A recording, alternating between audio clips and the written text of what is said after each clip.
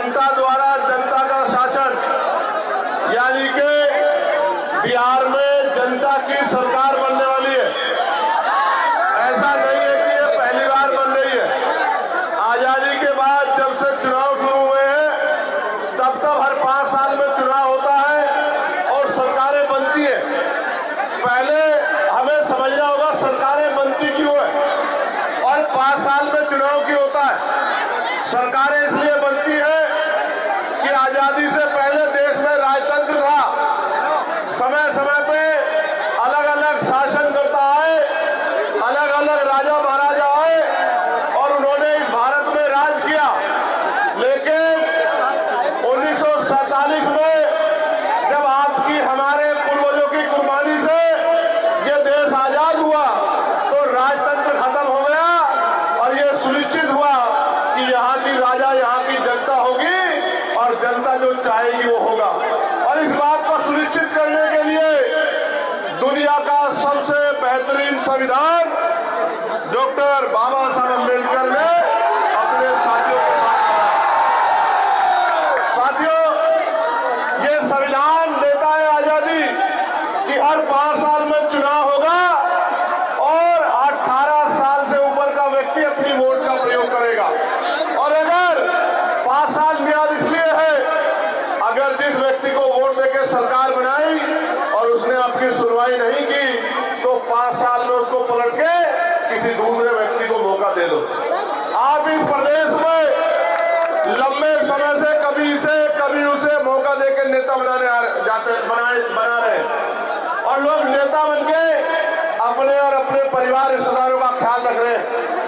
इस भीड़ में जब चुनाव खत्म हो जाएगा अगले 5 साल ये नेता आपके दरवाजे नहीं आएंगे। जब सरकारें देश में या प्रदेश में नीतियां बना के आपको कुचलने का काम करेंगी या आपके अधिकारों को छीनने का काम करेंगी तब ये नेता नजर नहीं आएगा। आपको कौन नजर आएगा? वो जो आपके दर्द को अपना समझता, वो जो आपको अपना भाई मानता हो, वो जो आपके साथ खड़ा होना चाहता हो। और देखिए लोकतंत्र कितना खूबसूरत है। जो राजा महाराजा 5 साल हमारी गलियों में नहीं आते, जिनके टूटे बड़े लंबे लंबे होते हैं, जो हमारी तरह टूटी हुई सड़कों में पैर नहीं रखते, वो भी चुनाव के समय हमारे गलियों में आते और हमारे पैर पकड़ते हैं। और क्या कहते हैं पैर पकड़ के? ताया जान, चाचा जान, भैया जी, ताऊ जी, ताई जी, दीदी, बहना, अम्मा, चाची, ताई, मेरे सर पे हाथ रख दो और मुझे मौका दे दो। लेकिन उनको तो मौका देते आए हैं, लेकिन चुनाव के बाद वो 5 साल अब ईमानदार से पूछो अपने दिल पे हाथ रख के, चुनाव के बाद 5 साल में कभी आते हैं आपके बीच में? तो यार आप तो इंसान हो, समझदार हो। जानवर को भी कोई धोखा दे दे तो जानवर गली से नहीं गुजरता। आप तो इंसान हो। आप देखो लोकतंत्र की एक खूबसूरती और ऐसा नहीं एक आदमी के नाम पे चुनाव होता है। जनता को मौका मिला है कि वो अपनी विधानसभा से जिसको समझती हो कि ये सबसे बेहतर है उसको वोट देके उसका बटन दबा के उसको कामयाब करके भेज सकती है। इसी कड़ी में उत्तर प्रदेश के नगीना से वहां के दलितों, पिछड़ों, मुसलमानों, आदिवासियों ने और किसान मजदूर लोगों ने मुझे वोट देके लोकसभा में भेजा। और जब मैं लोकसभा गया, जब कहीं भी पूरे देश में किसी की मॉब लिंचिंग हो, किसी के अधिकारों का हनन हो, वक्त के खिलाफ कानून बने या कहीं भी कोई जुर्म जाती हो, हम लोग उसका डटकर मुकाबला करते हैं। आज मुझे आपके बीच आने का मौका मिला और इसके लिए मैं भाई इरफान का बहुत बहुत शुक्रिया अदा दिल से करता हूँ कि इरफान भाई ने ये अवसर पैदा किया। लेकिन आप जानते हो कितना दर्द है इस सीने में। आपको याद है जमा मस्जिद की वो सीढ़ियां, जब एनआरसी का आंदोलन चल रहा था, आपको याद है? आप लोग भूल गए हो? बताओ। जब मुसलमानों की वोट लेके उनकी वोट से बने रहनुमा ठंड में, सर्दियों में घर में घुस गए थे और हमारी माए बहनें साइन बाग बना के सभी जगह आंदोलन कर रही थी। मैं बिहार में भी आया था, सब्जी बाग बना था, कई बाग बने यहाँ पटना में, मुजफ्फरपुर में। और मैं उस समय वोट मांगने लिए आपको एहसास कराने आया था, बताने की कौन आपका अपना है, कौन आपके लिए पराया है। मुझे मौका मिलेगा तो जहां आपका पसीना पड़ेगा वहां खून देने का काम करूंगा, मेरी बात का। और बहुत जिम्मेदार से कह रहा हूं, यहां तो हालात ऐसी है कि आदमी के कपड़ों से प्रधानमंत्री कहते हैं कि पहचान आ जाता है कि कौन क्या है। लेकिन मैं आपको कह रहा हूं, 5 साल में एक बार ये मौका आएगा, और अगर आपने गलती कर दी, धोखा दे खा लिया, तो अगले 5 साल आप कुछ नहीं कर पाओगे। देखो मेरी बात पर गौर करना, आपके उत्साह की मैं सराहना करता हूं। मेरी आवाज आ रही है? हाथ उठाओ जहां तक आ रही है। बहुत अच्छी बात, बस गौर से सुनो, अगली 5 मिनट बहुत इंपॉर्टेंट। आप अगर 100 रुपए का सामान खरीदने जाओगे, तो जिस सामान को जब खरीद लोगे तो उसको पलट के देखोगे, नहीं देखोगे कि सामान सही है नहीं सही? बताओ। जो आप पीछे खड़े वो भी बताओ, देखोगे नहीं देखोगे? और अगर सामान खराब होगा, टूटा हुआ होगा, तो क्या करोगे? टूटे को ले आओगे या वापस करोगे? बताओ। बहुत अच्छी बात, यानी कि आप पैसे की अहमियत को समझते हैं। और आप समझदार, 100 रुपए का सामान खरीदोगे, सामान नकली है, टूटा हुआ है, पैकेट फटा हुआ है, तो वापस कर दोगे।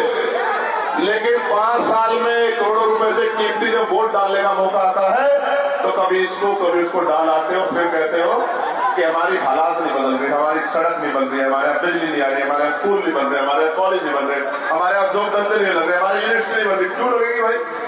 आपने अपनी वोट को ऐसे आदमी को जिसके आपके अधिकारों से, आपकी परेशानियों से कोई ताल्लुक ही नहीं। 100 रुपए की कीमत समझते हो, और बाबा साहब अम्बेडकर ने करोड़ों रुपए से कीमती जो वोट का अधिकार दिया है, जो इतना ताकतवर है कि जिसको चाहे वो आसमान में बिठा दो, जिसको चाहे जमीन पर पटक दो। इतनी ताकतवर चीज जो आपको वोट के रूप में देके दी है, उसकी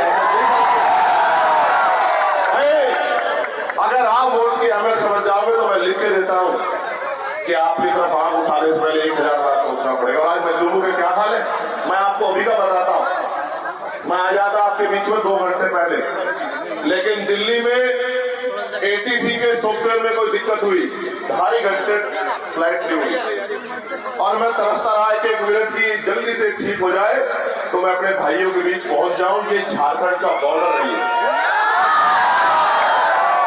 और जब मैंने आपको ऊपर से देखा तो मेरा दिल खुश हो गया कि आप चाहे खुश हो जाए, मैं उनके बीच में चला जाऊंगा। वो बहुत देर से इंतजार कर रहे हैं। लेकिन सुनो, एयरपोर्ट में मुझे एक भाई मिला, कुशवा समाज का, मुझसे जयमीन करने लगा, पूछने लगा भैया बिहार जा रहा हूं? मैंने कहा हाँ। तो मैंने कहा आप नहीं गए वोट गिरने के लिए? तो बोला भैया परिवार यही रहता है, एक बार जाऊंगा, फ्लाइट से जाने की हैसियत नहीं है, ट्रेन से जाऊंगा तो कई 2-3 दिन लग जाएंगे, तो जो तनख्वाह मिलती है, रोजगार मिलता है, वो कट जाएगा, तो मेरे बच्चों का पेट भूखा रह जाएगा। उन नेताओं को तो कोई फर्क नहीं पड़ता जिनके मैं वोट डालने जा रहा हूं। और आपका प्रत्याशी वहां है नहीं, जहां मेरा विधानसभा क्षेत्र, अगर आपका प्रत्याशी होता तो मैं जाता। तो मैं आपको एक बात बता रहा हूं, इलेक्शन कमीशन ये कहती है कि हमने व्यवस्था की है कि एक आदमी का वोट पड़ जाए। कैसे पड़ जाए गरीब का वोट, जो यहाँ से अपना पेट पालने के लिए दूसरे प्रदेशों में गया है? आप नहीं मानते कि सबसे ज्यादा मजदूर यहीं से जाता है? मानते हो नहीं मानते हो? और ये वही मजदूर है कोरोना काल में, जिसके लिए सरकार में जो वर्तमान में यहाँ एनडीए की और केंद्र में, उनके पास जब लॉकडाउन लगा कोरोना काल में, ना बस थी, ना ट्रेन था, ना रोटी थी, ना पानी था। यही सरकार है ना। जब आपकी बारी आती है तो इनके पास ना बस है, ना ट्रेन है, ना रोटी है, ना पानी, ना सर ढकने की जगह है। और जब इनका समय आता है, ये वो समय है कि नेता आपके पैरों में है। जब रिजल्ट आ जाएगा तो वो समय आएगा, आपको इनके काम के लिए इनके दरवाजों पे जाना पड़ेगा, और इनके दरवाजे बंद हो जाएंगे। मैं आपसे कह रहा हूं, ये इरफान मेरा भाई, मैं भीम आर्मी के नौजवान साथियों में कहना चाहता हूं, आप ये मत समझना कि इरफान लड़ रहा, आप ये समझना कि चंद्रशेखर आजाद लड़ रहा है हमारा साथ। इस बात को दिल में रख के और जाना, यहां से वापस जब लौटना तो घर मत जाना। ये याद रखना कि जो जुर्म, जाति, अन्याय, अत्याचार और जो बेबसी, गरीबी, लाचारी में हम लोग जी रहे, इसको बदलने के लिए हमें मौका चाहिए। और लोकतंत्र में वो मौका चुनाव के रूप में आता है। हमने जितने जुर्म सहे, जो हमारे मन में पीड़ा, हमारी बात रखेगा कौन? हम लाखों लोग मिलकर विधानसभा में जाके नहीं रख सकते। कौन रखेगा? वो नुमाइंदा जिसको हम लोग भेजेंगे। और अगर हम अपनी वोट को, जैसा मैं आपसे कह रहा हूं, बांटेंगे नहीं, जिम्मेदारी से वोट करके और अपना नुमाइंदा भेजेंगे, तो आपको रोज सुनने को मिलेगा कि विधानसभा में आपके क्षेत्र के अधिकारों के लिए कोई लड़ रहा है। तो यहाँ से घर में जाना। हम 8 घंटे पेट पालने के लिए काम करते हैं, मगर कहा गया है बाबा साहब अम्बेडकर द्वारा कि आदमी भूखा रह सकता, अपमानित होकर नहीं रह सकता। तो अगले 3 दिन का समय आपके बाकी 9 में जो सब खत्म हो जाएगा। आज 7 है, 9 में खत्म हो जाएगा। 8 और 2 दिन है। अगर सच में मुझसे प्यार करते हो तो हम रोजे भी रखते हैं, हम उपवास भी करते हैं। तो 2 दिन को इस तरह जियो कि ये 2 दिन आपसे कोई छीन ना पाए। घर घर जाकर मेहनत करो और चुनाव चिन्ह छीन लिया हमारा चुनाव चिन्ह छीन लिया यहाँ, और चुनाव चिन्ह छीन के हमें ये चुनाव चिन्ह दे दिया। लेकिन ये पता ये नहीं जानते हैं, ये नहीं जानते कि हमारी तंजीमें कितनी मजबूत है। ये नहीं जानते हैं। ये निशान छीन सकते हैं आपके दिलों में जो प्यार हम लोगों ने मेहनत करके, मैंने इरफान भाई ने जोर में, उसको नहीं छीन सकते हम लोगों से। ये मोती की माला छाप जो है, ये इरफान भाई को पहना देना 11 तारीख में वोट के आधार पर। बटन दबा देना मोती छाप का, और ये जब बटन दबाओगे तो पता क्या होगा, ये अलादीन का चिराग बन जाएगा। 8 नंबर पे ये अलादीन का चिराग बन जाएगा। कैसे? इसको आपकी आशीर्वाद से इतनी ताकत मिलेगी कि जब जब आपकी तरफ कोई मुसीबत आएगी तो ये सीना तान के आपके आगे खड़ा हो जाएगा मेरी बात। और जब आपके अधिकारों की बात आएगी तो ये अपने बच्चों को पीछे छोड़ देगा, आपके अधिकारों के लिए लड़ने काम करेगा। अगर इसके दिल में इच्छा न होती तो ये यहाँ आज आपको बुलाकर इतना बड़ा इंतजाम नहीं करता। मैं फिर आपसे कह रहा हूं, ये मौका जो आ गया है इसको जाने मत देना, बिल्कुल जाने मत देना। इस मौके को आप देखो किस तरह से चुनाव के बाद ये जो सेकुलर दल खुद को कहते हैं आपके जीते हुए प्रत्याशियों को तोड़ के अपनी पार्टियों में मिलाने काम करते हैं। आप देखो आपके सामने। और जब आप तो आपके लिए कोई नुमाइंदा लड़ने काम करता है तो उस पर आरोप लगाने काम करते हैं। आप ये बताओ, अगर आप वोट को तकसीम भी करोगे, इरफान भाई जीत जाएगा, क्या इरफान आपको धोखा दे सकता है? बताओ, धोखा दे सकता है क्या इरफान के दरवाजों पर जाके आपको दरवाजा बजा के पीटना पड़ेगा क्या? तो मैं इसलिए आपसे कह रहा हूं, हमारा अलायंस इस बात के साथ खड़ा है कि इस बार बैलेंसिंग पावर हमारे हाथ में है, सत्ता की चाबी। नीतीश जी के बहुत कम एमएलए होकर बन जाते हैं ना मुख्यमंत्री, उनसे ज्यादा एमएलए की पार्टी होती है ना। लेकिन इस बार समीकरण ऐसी है, एक फेज का वोट पड़ गया कि बैलेंसिंग पावर इस अलायंस के हाथ में रहेगी। और फिर जब अलायंस के हाथ में रहेगी तो इस बार उनको मौका मिलेगा जिनका 18-20% वोट होके न डिप्टी चीफ मिनिस्टर बनता है, न चीफ मिनिस्टर बनता है। इसलिए आपसे कह रहा हूं, लेकिन उससे पहले आपको अपनी संख्या तो बनानी पड़ेगी, नहीं बनानी पड़ेगी? और बनाओगे नहीं बनाओगे, ये बताओ। जो मिलता रहा उसी में खुश हो गया। देखो एक कहावत है, अजमाए हुए को अजमाओगे तो वही मिलेगा जो मिलता है। आप बताओ, उसमें खुश हो गए जो मिल रहा है? दोनों हाथ उठा के बताओ, खुश हो गए? तो नहीं हो तो फिर कुछ बदलाव करना पड़ेगा ना। आप किसी को लाठी नहीं चला सकते, कानून अपराध है, किसी को बुरा नहीं कह सकते, लेकिन अपनी वोट का प्रयोग तो कर सकते हो। तो घर से निकलो, मेहनत करो। हमारे जिला अध्यक्ष जी दोनों, हमारे अलायंस के पार्टी के जो नेता गणे हैं उनसे मैं कहूंगा वो सब यहाँ आ जाए सामने। आप ये मत सोचो कि इरफान भाई को ज्यादा मेहनत करनी, आपको ज्यादा मेहनत करनी, क्योंकि जीत का सहरा आपके सर सजेगा। ये तो नेता है, वहां ये विधानसभा में लड़ाई लड़ेगा और यहाँ इस विधानसभा में आप लोग लड़ाई लड़ोगे, आवाज बन के, ताकत बन के। इसलिए आपसे कह रहा हूँ, एक एक आदमी इरफान बन के, चंद्रशेखर बन के 8, 7, 8, 9, 10 तारीख को अपने बूथ को मजबूत करके और एक एक वोट से, ये वोट जब डालो तो ये डालना वोट कहते हुए कि आज हम अपनी ताकत बनाने जा रहे हैं, आज अपने भाई को ताकत देने जा रहे हैं। इस आधार पे बटन दबाना, और बटन गाय का दबाना है, बताओ, जोर से बताओ। मेरी आवाज ज्यादा है, मेरी आवाज ज्यादा है, बताओ कौन सा बटन है, कौन से नंबर पे है? मैं आपको एक बात और बता दूं, मैं गया था भोपाल, वहाँ पार्लियामेंट्री कमेटी की मीटिंग थी। वहां से रात आज सुबह आपके यहाँ 2 दिन यही रहूंगा बिहार में, प्रचार करूंगा। लेकिन एक बात आपसे कह रहा हूँ, आपका मेरा वोट का रिश्ता नहीं, दर्द का रिश्ता है। जब कहीं अन्याय होता है, चाहे वो झारखंड में हो या बिहार में या राजस्थान में मध्य प्रदेश में नजीब का मामला हो, पहलू का मामला हो, अखलाक का मामला हो, या दिल्ली में गुरु घर रविदास जी का तोड़ा गया, कोई भी ऐसा मामला हो, हमारी पार्टी, हमारा संगठन, हमारे नेता किसी के आदेश की इंतजार नहीं करते। हम अपने भाइयों की लड़ाई लड़ना जानते हैं, उनके साथ खड़ा होना जानते हैं, हम अपना काम करते हैं ईमानदारी। इसलिए आपसे अपील करने आया, ये आप मुझे जब याद करोगे मैं आपके बीच में रहूंगा, लेकिन आज मैं आपको याद करने आया कि भाई आज आप हमारी मदद करा दो। कराओगे नहीं कराओगे बताओ? कौन हाथ उठा के बताओ? नहीं, पीछे वाले नहीं उठा रहे हैं।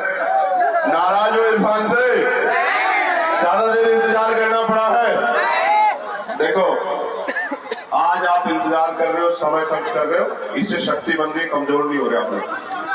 जब आपका आपका आदमी एमएलए बन के विधानसभा में जाएगा तो आपके क्षेत्रों में काम कराने का अधिकार उसके पास आएगा, थाने कचहरी में आपकी सुनवाई होगी और आपकी तरफ जुल्म नहीं कोई कर पाएगा, आपके लिए पॉलिसी बनेगी। आप ये बताओ, सड़क कौन बना सकता है? जोर से बताओ। आप तो नहीं बना सकते ना, सरकारें बनाती है ना। हॉस्पिटल कौन बनाता है? अस्पताल कौन बनाता है? मेडिकल कॉलेज कौन बनाता है? कॉलेज कौन बनाता है? यूनिवर्सिटियां कौन बनाता है? नौकरियां कौन देता है?